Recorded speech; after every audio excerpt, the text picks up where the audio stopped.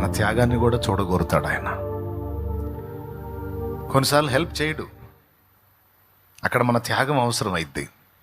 అసలు నువ్వేం చేస్తావు మౌనంగా ఉంటాడు ఆయన. నీలో ఆయన కనిపించిన త్యాగాన్ని బట్టి ఆయన సంతోషించే దేవుడై ఉన్నాడు.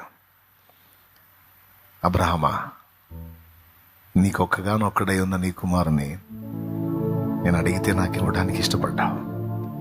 ఇందును బట్టి నీవు నాకు భయపడువాడు అని నాకు అర్థమైంది. వెళ్ళు. ఏమండి, అబ్రహాం మనసు దేవుడికి తెలియదా?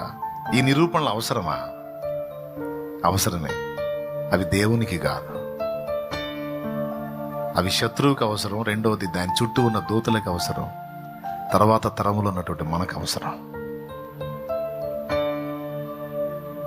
Praise the lord. అందుకే నిరూపణ కోరతాడు.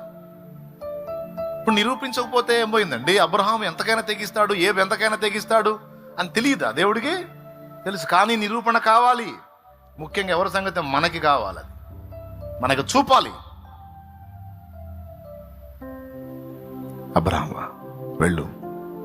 సముద్రపు తీరమునున్న ఇసుక రేణువులను నీవు లెక్కింపగలిగినడలా నీ సంతానమును నీవు లెక్క పెట్టవచ్చు.